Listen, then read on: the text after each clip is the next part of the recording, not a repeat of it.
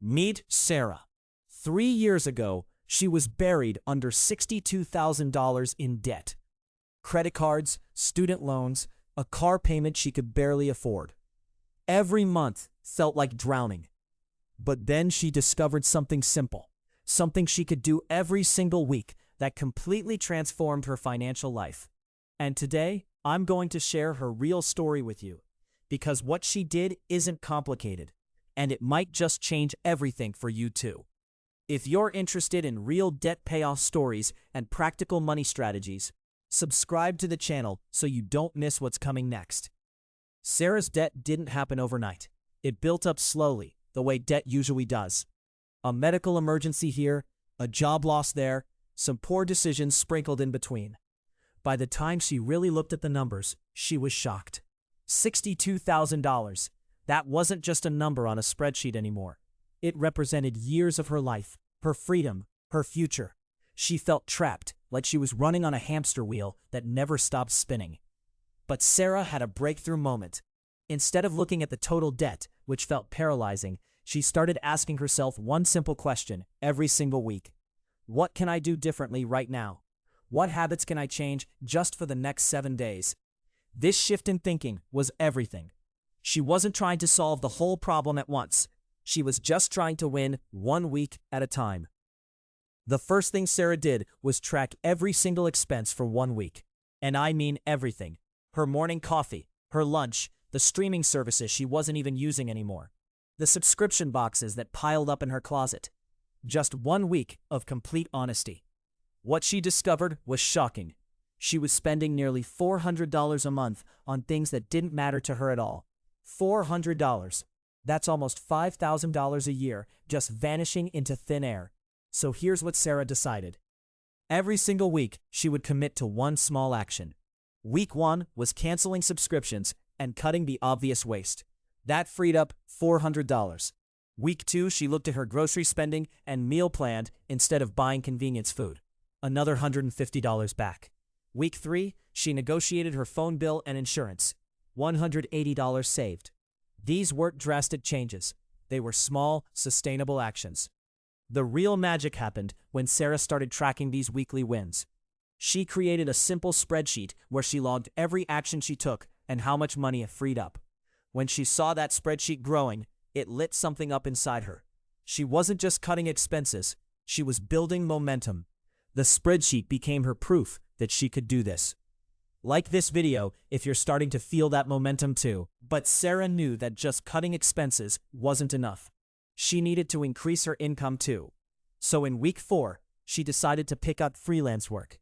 Just 5 hours a week at first, doing something she was already good at. That brought in an extra $200 weekly. By week 5, she was making $300 extra every week through side work. She wasn't working herself to death. She was just being intentional about her time. Now here's where most people fail. They start strong, then get overwhelmed. But Sarah had a different approach. She committed to just 1 week at a time. That's all she asked of herself. Can you do this for 1 week? Yes. Can you do it for 52 weeks? That felt impossible. But week after week, she just kept asking the same question. What can I do differently this week? Week 8, Sarah looked at her car situation. Her payment was $350 a month, and she was upside down on the loan. So she made a tough decision. She sold the car, paid off the loan, and bought a reliable used car with cash for $3,500. Yes, she had to save up for that from her debt payoff fund, but it cut her monthly transportation cost from $350 to almost nothing, just insurance and gas. Week 12, Sarah tackled her biggest demon, eating out. She was spending nearly $200 a week on restaurants, coffee shops, and delivery apps, just eating out mindlessly. She committed to cooking at home for 1 week, and then she extended it. 2 weeks, 3 weeks, a month. Eventually, she got it down to eating out once a week as a treat. That alone freed up $1,500 a month. $1,500. Sarah's strategy was working, but she stayed disciplined. Every single week, she met with herself. She looked at her numbers. She celebrated the wins, no matter how small. She asked herself what the next action could be. Some weeks, the action was big, like refinancing her student loans to a lower interest rate. Other weeks, it was tiny, like using the library instead of buying books. But every action counted. Month 6 arrived, and Sarah had paid off $12,000. She wasn't halfway there yet, but she could taste progress now. The goal didn't feel impossible anymore. It felt inevitable. She had momentum, and momentum is everything when you're fighting debt. Every week brought her closer, and every week reinforced that she could do hard things. Here's something crucial that Sarah learned. You can't just cut your way to wealth. You have to earn your way there too. So, she started investing more time into her income. By month 9, her side income was up to $500 a week. She wasn't just freelancing. She was building skills, taking online courses during her commute, positioning herself for better opportunities. Her income wasn't random. It was intentional. Sarah also made a psychological shift. She started seeing her paycheck differently. Instead of spending money on wants and then putting the rest toward debt, she flipped it. She paid her debt first, aggressively, and then spent what was left over. This sounds simple, but it changes everything. Your debt becomes her priority, not an afterthought. Your future becomes non-negotiable.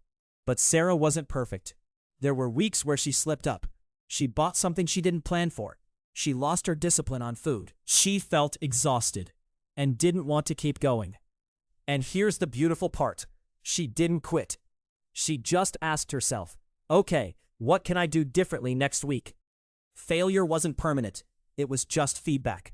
It was just information that told her what to adjust. By month 18, Sarah had paid off $30,000. She was officially more than halfway there. She could see the light at the end of the tunnel now. The spreadsheet that had once felt impossible was now the most motivating document in her life. Every number on that spreadsheet represented a week where she chose her future over her past. Sarah continued this weekly rhythm for 30 months. 30 months of asking herself the same question over and over.